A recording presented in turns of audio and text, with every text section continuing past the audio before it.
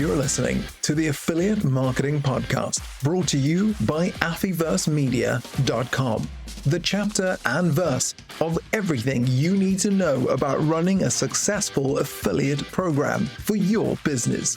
This is a podcast for digital and affiliate marketers, publishers, networks, agencies, and MarTech providers who operate, support, or manage affiliate marketing programs around the globe.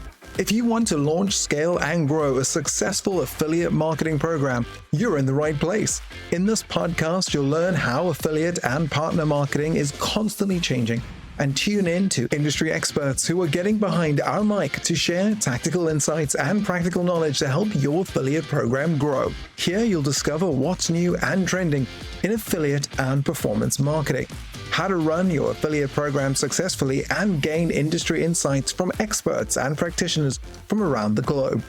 The truth is, you simply won't find this information anywhere else. Now here's your award-winning affiliate and performance marketing host, an industry veteran, your affiliate marketing guide, and the founder of Affiverse, Leanne Johnston. Welcome to the Affiliate Marketing Podcast with me, your host, Leanne Johnston. And this has been a long time coming. I finally have got the Richard Dennis onto this podcast with me to talk all things affiliate marketing. Richard has just taken a CEO role at Game Lounge, which is a really prominent iGaming affiliate in the industry, but has a very long, illustrious career outside of gaming, which is exactly what we're going to be talking about today. So Richard, welcome onto this podcast. I am so happy to have you here today with me. There was reasons why it took so long, because obviously I was exiting my last role and I couldn't really talk about the new one, but no, I'm delighted to come back. We've obviously spoken over the months and years that we've kind of worked closely together. So yeah, no, it's great to be here. Thank you very much for inviting me and also just making it happen. Of course. Well, that's kind of what I do. So let's just give our audience a little bit of a rundown of who you are in the affiliate industry, where you've come from, what you've worked on, how you've landed up at Game Lounge. And then we're going to get into the nitty gritty of everything that we want to talk about today, which is the shifting affiliate paradigm and coming from e-com into iGaming and some of the keynotes and things that you've identified that I think are really interesting to share with our audience. So give us the backstory first, and then we'll get into the nitty gritty after. Yeah, so no, I was working at WebGains Affiliate Network for 7 years. So I joined there in 2016 and I was hired by the owners of WebGains just to kind of professionalize it and grow it. And that's what I did. So the first 3 years, we did a lot of transformation, improved some markets and won some clients, lost some clients, but just made it a little bit, the ratios a bit more efficient and it became very profitable. So I'm very proud of my time there. And it just got to the stage towards the last year or so as we came out of lockdown that I just thought, well, my mission's completed. I've kind of, in kind of Piper terms, I've turned it around. I've sorted it out. And really it was a wheel-turning exercise to then take it onto another level. So, I have only fond memories and I think we did really well. It's a fantastic team. I miss them all every day. In fact, when I did my first speech at Game Lounge, I was thinking in my heart, oh my gosh, I miss all my team. But anyway, It is what it is. You have these periods of your life and I'm very proud of what we did together at WebGains. But, everything comes to an end. And then I informed the owners that I wanted to do something else and that I was going to be leaving at the end of the year. And they very kindly gave me, a long period of garden leave just to sort of recover and decompress. And then back end of the year, that's when I had a call about essentially joining iGaming. And I'm like, well, I was actually in the process for another role, but then that didn't work out. And and he said, they said, would you consider it? I was like, yeah, look, everyone kept asking me, what are you going to do next? And I'm like, well, it's not really about what I'm going to do. It's who I want to work with. Yeah. So I spoke to the agency, the recruiter. I spoke to Jonas here, the existing CEO and founder, got on really well, spoke to the Bridgepoint guys, spoke to the chairman. I mean, it's quite a process. I went through a lot of interviews, a lot of tests and all the things you have to do these days. There's a big crowd. And then finally, I got the offer actually at the end of January and then started 2 weeks later. So it was very slow and then it went very quickly. And I think, I was thinking about setting up my own consultancies and that also went quite well. And then I had to stop it and then join Game Lounge. But I've got to say, landing on a new island, because I'm based in Malta, landing in a new company, a new model with new people, it could have been a nightmare, but actually it's been a dream. It's been really good. The business is great. There's just a few things we need to change. But at the end of the day, what Game Lounge is an affiliate within iGaming. We're working with operators. It's a pretty much one model, one channel, one company type thing. And the founders, there's quite, in fact, the whole industry is quite complex for what it really is. Of course, it's a regulated and unregulated world. But what we're doing is moving traffic from one place to another and getting commissions for that. So I think we have to sort of, if I strip it down to this bare essentials, that's what I'm doing. And I found myself here and the business is doing pretty well and it's looking good, yeah. Awesome.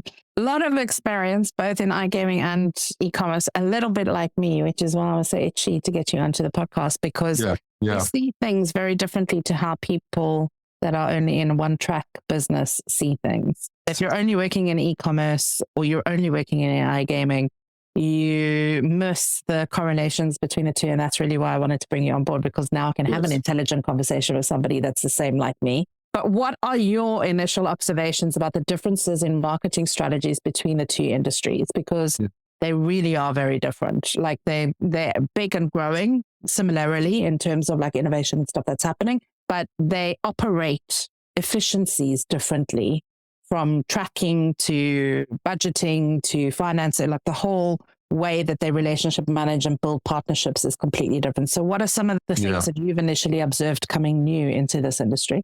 Yeah, no, it's really interesting. I mean, the first thing I've noticed that most of the people I've met have only worked in iGaming. They haven't switched down. You think, well, why is that? And it's probably because there's a demand for talent, much, much more so than retail e-commerce. The salaries are pretty high. And on an island like this, where the demand is higher than the talent supply, the salaries are good. So, why would you drop a 50% drop in income to go and work for a retailer? Yeah. And also with web games and any affiliate network, you're dealing with multiple verticals. You have multiple affiliate types. The complexity, and also, in terms of tracking, there's all the issues that are going on with ITP and GDPR. I'm not saying that GDPR doesn't affect this, but you've got so much complexity. You've got multiple, it's many to many data points that you're trying to deal with and wrestle with the whole time. And that isn't the case in iGaming, because iGaming, you have one class of client, which are the casinos or maybe the sports bets. And then you have one type of affiliate, like we are, which is the content affiliates. Just to give you an example we did a review, with GDPR, so, it's consent driven. And people who know me from retail e-commerce know that I was always on it I was right from the beginning. From 2017, we were on this and we transformed the whole business to make it completely compliant, the whitest of white. We were the best out there and we always have been. And I was very proud of that. And then we were looking at people saying, it's legitimate interest, this, that. It's no, it's consent. If they consent, you can do it. If you don't consent, you can't do it. Can't track. And so I think retail e-commerce has taken it on board, and we're seeing now the death of the third party, and people are using first party and they're doing the right way. And then here we did a review the other day of all the other affiliates to saying, if you are not consenting, are you still tracking? And they all are. So it's just like, whoa, that's where we are, is it? Okay, right. And that's a challenge, because that's the only way that people are getting paid. And then there's innovation, like you say, the innovation layers and levels in retail e-commerce. People and I know from many years, the intent leads and other people, or the basket pay now laters, whatever they are. There's this internal innovation to try, and I used to call it hijacking that last click. We just don't have that here. That's not in this industry whatsoever. It's just like, because at the end of the day, all we're trying to do is be better on Google than anybody else, which is bizarre. It's just like, okay, well, who's your competitors? Well, I suppose XYZ ranks Y on Google for this keyword, but it's not as if there's a pricing match. So that's a challenge. And I think there's a big opportunity. That's something I bring in terms of, how we process what we do and who we work with, because we're in multiple markets. There's a bit of competition for staff and things like that. But, we've got a strategic review coming up, and it's a case of what we're going to do. And I'm basically saying it's what we're not going to do. You can try and do everything. You end up with this, I call it imperial overstretch. You try and do all the markets and be the owner of everything and be the biggest and the best. I've seen that before. There's only one way that ends, and that's not well. You can't stretch yourself too far. So we're just going to be like our web games. We're just going to work really well in our own markets. We like to swim in blue oceans, not red oceans. And do the right things the right way with the right people at the right time and make the right amount of money. This is a business where you can easily make 50% EBITDA margin, which is something I'm not used to. And that's one of the big things that's different between the two industries. Yeah. But then I'm seeing examples of where it's higher than that. If you have a single market affiliate, they can be making 80%. So, that's an incredible way of doing it. And then, of course, regulation-wise, the differences are really, of course, in iGaming, you have regulated markets and there are regulations you have to operate within. And I was talking to somebody earlier and they were saying, eventually everything will be regulated. There won't be unregulated markets. And that's right. That's good. That means, good things are happening. The right people are playing and the wrong people are excluded, and, they don't have problem gambling, which, whether that happens ever, I don't know, because that's something I think about. Whereas the regulation in e-commerce retail is much more around data and privacy and, what you cannot do, what you mustn't do, and the big fights that we're seeing now with the big race against Google and Facebook and everybody else, Amazon, that just doesn't seem to exist here. So, there are big differences. But there's much more complexity in retail and e-commerce as a kind of business model. And yet from a sales and marketing point of view, it's relatively straightforward. It's pricing. There's only one kind of dynamic you can really do. And then here, it's a really simple business model, but it's being delivered in massive complexity. And everyone's trying platforms and do this. And, it's just like bizarre. I said earlier, it's a bit like eating French and Italian food. Forgive me for French and Italians, but French are kind of, they're complexly prepared and they're, basic, but saucy. And then the Italian is just basic, but very high quality. So it's a different, completely different side. It's kind of like top up and what do they say, bottom up and top down. And both of them are doing it differently, but they somehow meet in the middle and the customer is the middle point. So yeah. But moving from network to affiliate is also interesting.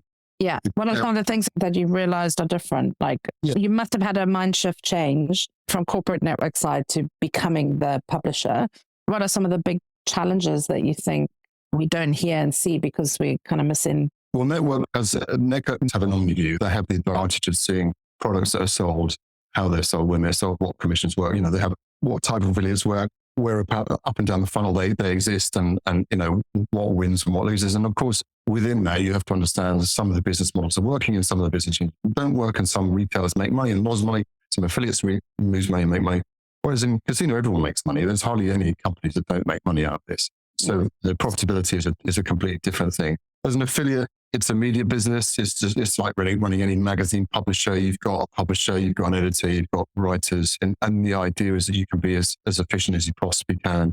The really interesting thing over the period I've been here is we've gone through a Google update. This latest HCU and the core update and the spam update, blah, blah, blah. It's been murderous for a lot of businesses who have just tried to shortcut. They've tried to AI content. They tried to put out a lot of content. They sort of read all these things saying, we're in the new dawn of AI and let's put out 400,000 pages on one type of casino. And it's been a disaster. It's just, they've been completely poleaxed and now they're looking at their revenues against their costs and it's an absolute nightmare. Whereas, this business my first time I looked at the org chart, I was thinking, shit, I've got writers. What the hell are they doing? And what they're doing is they're protecting our future. They're very high quality, very well motivated. They're writing helpful content and reviews or whatever, or enhanced directory listings or thought leadership pieces. I worked for BBC many years ago and did some transformations there. And my wife worked for Future Publishing. And I've kind of grown up in the last 25 years around those kind of special interest titles and the people that are working them and people that lead them.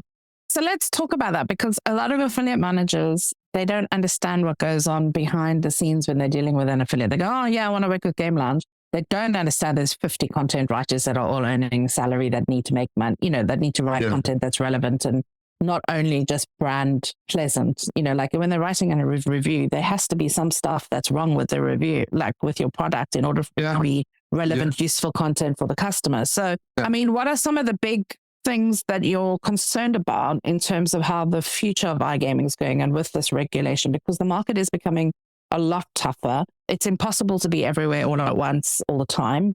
So what are some of the things that you think programs operators need to be doing right now to really safeguard their relationships with publishers moving forward as this industry starts to become even more competitive? Yeah, the lucky thing is that Game Lounge is part of a group. So we're part of a group with Come On Group, and we're also part of a group with Yggdrasil. And it means I have inside access to the CEOs and the C levels of those guys. So I'm talking about this kind of thing a lot. And it's been really interesting for my onboarding. I'm 5 weeks into this, so it's new. Regulation is a good thing. In the way that regulation in retail on GDPR and data privacy, it's protecting the consumer, it's protecting you and me. And the same thing with regulation in iGaming, it's protecting you and me and our kids and everybody around us, right? So there are unscrupulous people. There are people who are looking to make money at any cost and, they don't really care about anything else. So as long as you're working with reputable people, that's the main thing. We do carry things about responsible gaming. We do carry ways to avoid getting into trouble and those kinds of things. But at the end of the day, it's evergreen content. At the end of the day, it's casinos. And so it's a bit like, again, special interests. You've got wedding magazines or fishing magazines or cycling magazines. There's only so much you can write about them. So you have to bring forward your personality. You have to bring forward your mission and the fact you're actually on the side of the consumer and you're helping them to navigate what is a really complex world. And if I look at, say, for example, the Netherlands, they're about to bring in deposit limits, which is the right thing to do. But what will happen really probably is that the people who are gaming a lot will be shifting between casino to casino just to get around those. So therefore, there's an opportunity there in some ways. And similarly, in Sweden, there's some limits coming in and some regulations elsewhere. So, that's the thing we're looking at all the time. And the casino operators, we are working with them in hand too. They've got huge targets to hit. They're very, very competitive with each other. They're also, they're competing for the same client and the same gamers. And so all we're doing is helping them to reach their goals. That's what we're trying to do. So are you quite selective about who you work with then? So as a business, are you looking to work with more the operators that have like long-standing or applying for licenses, or does that impact the way that you do deals? Well, in sales team, we don't have a huge sales team because, again, it's a little bit like e-commerce. Everybody needs an affiliate program. So therefore, they're going to be talking to the networks anyway in the way that everybody needs an affiliate partner, so that we talk to them anyway. We have a lot of data on the amount of traffic we send and whether that converts. So you've got FTDs, CTDs, all those kinds of good numbers. And what we're not going to do is send good traffic to non-converting operators. Why would we do that unless they pay us a huge amount of money for effectively the brand image and display value? But if they're not converting to players and affiliate and commissions and all those kind of things, then why would we? So, and of course, nothing's going to convert if it's a bad casino. So it almost self-selects, but we have a lot of data on that, and it's relatively easy for us to make those decisions. Yeah. Okay. So conversion is king. Like everybody says content is king, but actually when you're trying to get big affiliates to work with you, you really do need to look at your conversion and your user journey, and not just about the brand or the offer that you're giving to customers. Content is and has always been king. If you're going to have good content, it's going to convert. If you have bad content, it won't convert. So, I think the content is king is still valid. But yeah, if it doesn't convert, then why bother? When all you're doing is paying for empty calories, that doesn't make sense. Yeah.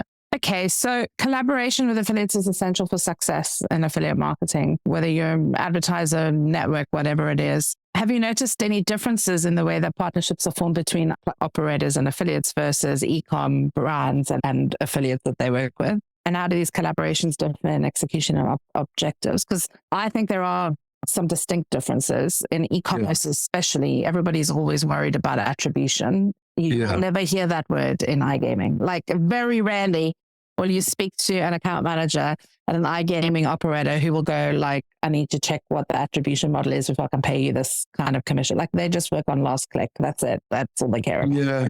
Well, it doesn't even work on last click. In some cases, it's just we get paid what they tell us they're going to pay us. It's like, whoa, how we do it here. So I think, I spoke to a good friend of mine who's been working in the industry and is actually moving out of the industry. And he came from another network before me. And he's saying, basically, e-commerce is 10 years ahead. So whatever we used to do before you joined here will come eventually. Yeah.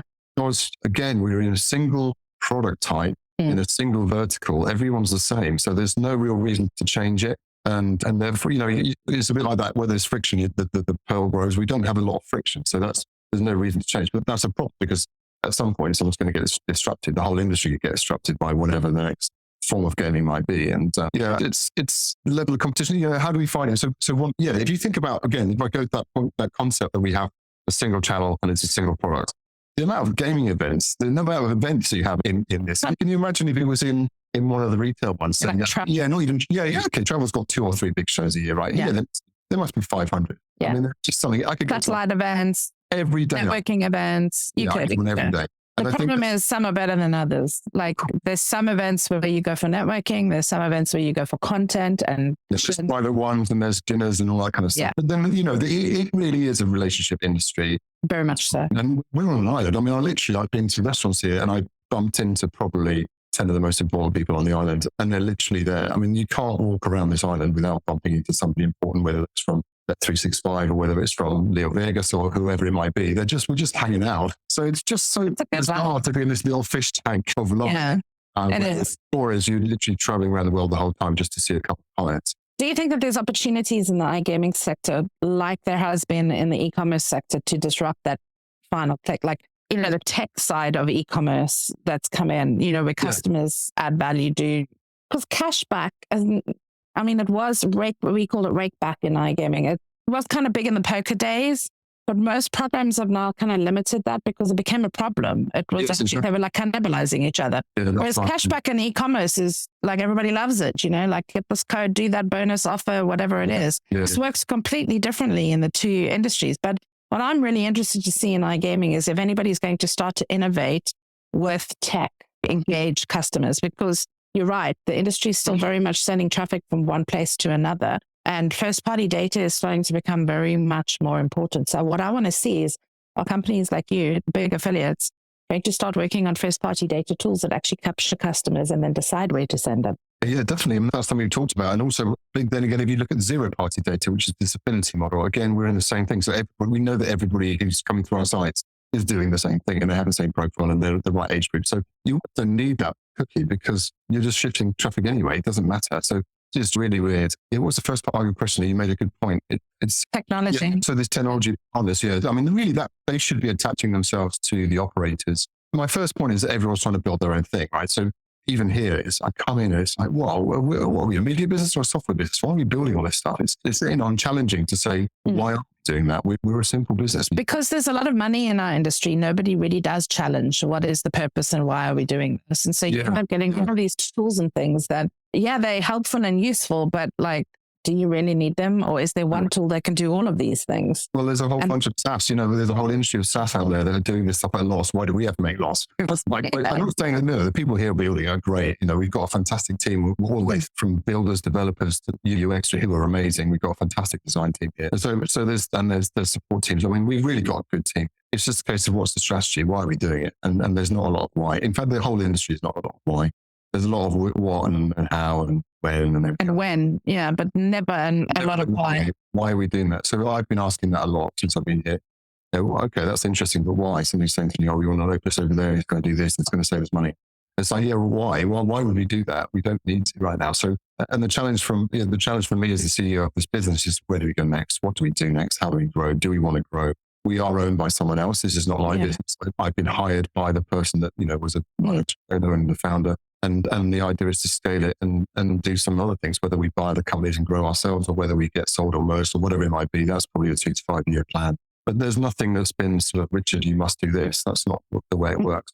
Well, that's the other thing, is that there's a lot of consolidation happening in the marketplace. We've just seen gambling.com purchase up XL Media, 2 huge behemoths, not all of their business, but part of their business. They've taken the markets and the assets that they, are aligned to and done a huge merger there. The thing that concerns me about all of this M&A is, like, who's going to own the monopoly of all of the traffic if this continues to happen? And Better Collective is a huge behemoth. The answer is Google. But the only person that owns that traffic is Google. So this is the trouble. And this is the problem with the industry. And, somebody said to me, I had a call this morning with a banker and he was saying, there's consolidation. And how do you feel about that? I'm sorry, I don't feel anything about it because they're not in markets we're in. If we want to win, we either buy one or we build one. And, people will know me from web games. We had the big guys against us. We had CJ and we had all the other guys, Rakuten, but we were never trying to boil the ocean. We were never trying to be the only one. I don't believe there's monopolies to be had because as soon as you get so big, you have the diseconomies, you have that imperial overstretch, and then you start failing and then they start to divest. And that's when you can pick up some really nice assets. Look at Catena, the great business. They've had their problems recently, and you can argue that was because they grew very fast and they struggled. But I mean, I'm not being negative on that because no. A great business and they've got a fantastic future ahead of them. New CEO, I'm sure you can do some great stuff. Yeah. Use that as an example. There are inefficiencies when you do grow fast, and I know because we game them. We all game them.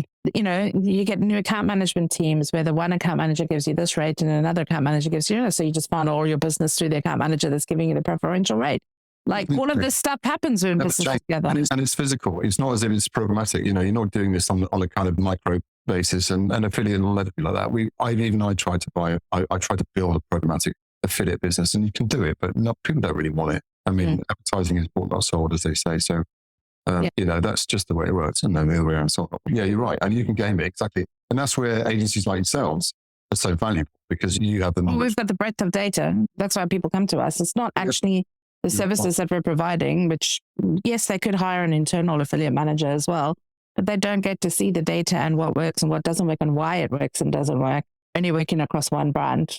Whereas we've seen multiple brands through our lives. And we know what works when and how to trigger it. Yeah. The strategy behind the program is what you're actually paying for, not just the resource. Yeah, that reminds me of something else because the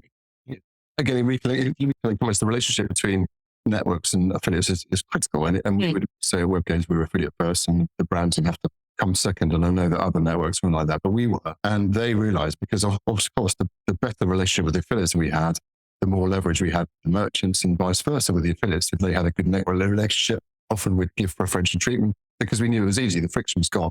Yeah. Yeah, I don't have that at all. So I know that we do work with networks, but there's nobody looking at that. I've got nobody really in the company that's building the relationships and networks. And I'm like, well, why not? That makes all the sense. You know, you and I've got some mutual friends in some of the decent networks, and I've got nobody literally talking to that person on a daily basis. And it wouldn't take much to do that. You talk about account managers. We don't have any account managers. We have sales, and that's just the way it is. So, just those sort of little things I can bring in, I think will make a change. For sure. All right. So looking ahead, do you foresee any emerging trends or shifts in affiliate marketing strategies, particularly in the iGaming industry, since you're now there, but also feel free to talk about e-commerce? How do you anticipate these changes are going to impact affiliate marketers and the businesses that they promote? So what are the big upcoming things?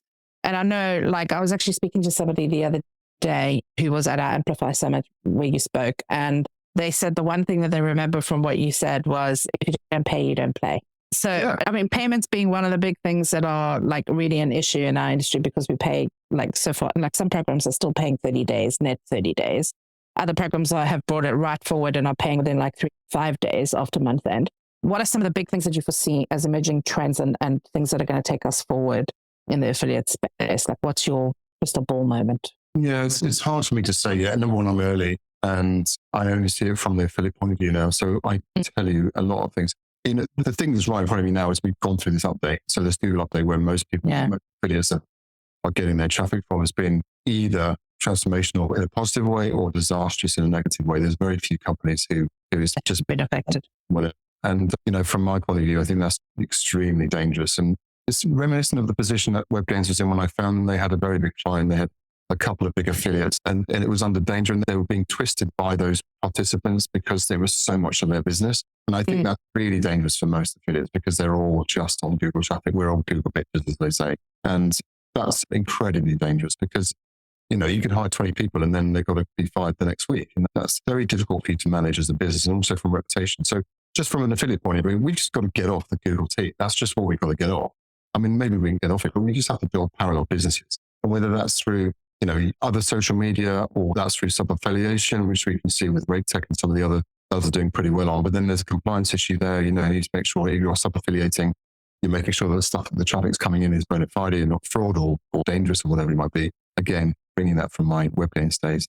Or we might disrupt ourselves and go directly to streamers or go directly to gamers. Or, there's all sorts of things we can look at. But I think the big message really is to just try and diversify away from this 100% of reliance on Google search. Yeah, because AI is coming, SG is coming. That's going to affect all of us. So what about lead generation, first party data? I see a real convergence between lead gen and performance. And I'm going to see a lot more affiliates becoming more savvy on how to do lead gen and actually picking up things like email marketing again, where previously they've kind of, gone away from all of that because they didn't really want to deal with GDPR. And I'm saying, hang on a minute, let's look at our conversion rate. Let's say the conversion rate is 6%. So there's 94% of traffic that's not converting. What the hell are we doing with that 94%?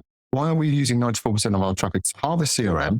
Yes. Push over to Pickstreet, which is one of our products we're launching at the moment, which is an honest beta. There's loads of that traffic that we can utilize and harmonize, and nobody's looking at that. And that's not just us, that's everybody else.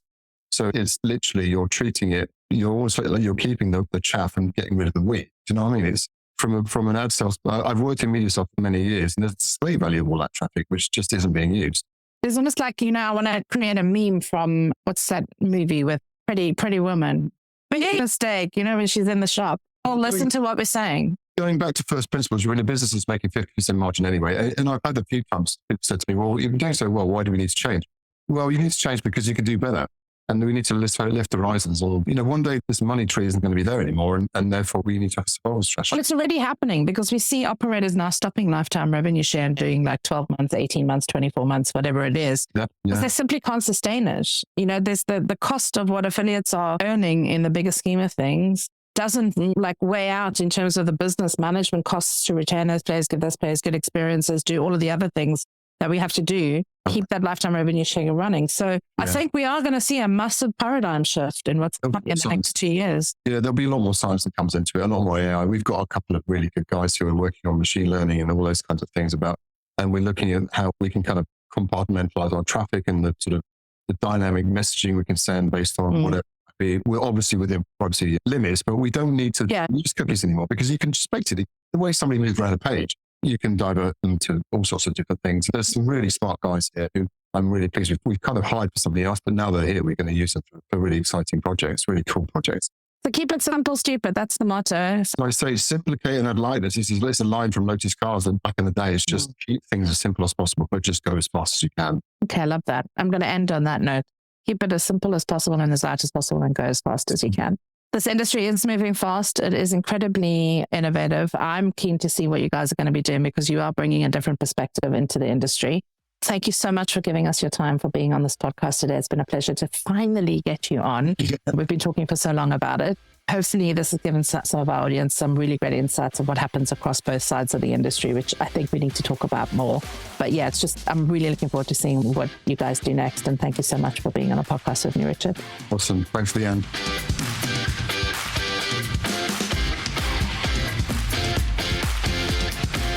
Discover affiliate mastery at AM Leaders. Join us on the 16th of April in Miami for a game-changing affiliate manager training workshop, where you can learn from industry leaders, fine-tune your affiliate program management skills, and stay ahead of the latest affiliate marketing trends in this tell-all Chatham House Rules event. Running in partnership with Hello Partner and Affiverse, this interactive workshop is your path to affiliate program success. Don't miss out on this opportunity to learn from the best minds in the affiliate marketing industry. Tickets are just $495 for the early bird pricing or $695 for the standard rate, but book a bundle ticket for PI Live and AM Leaders, and you'll also save $50 when booking a PI Live and AML Leaders bundle ticket. Visit affiversemedia.com. Click the link in the podcast transcribe and book your seat today.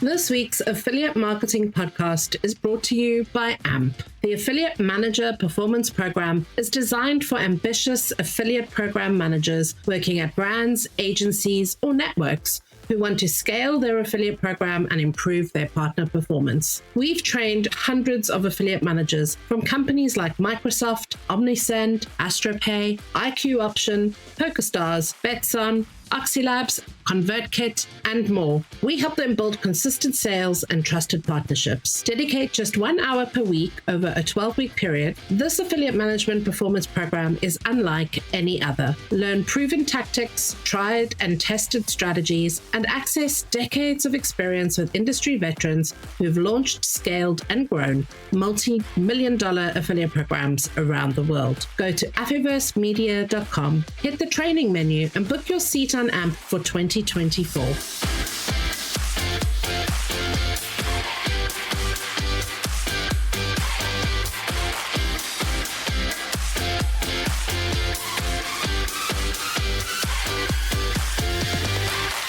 That's a wrap for this week's Affiliate Marketing Podcast. If you're loving what we're putting down, why not head over to Apple iTunes and give us a 5-star review?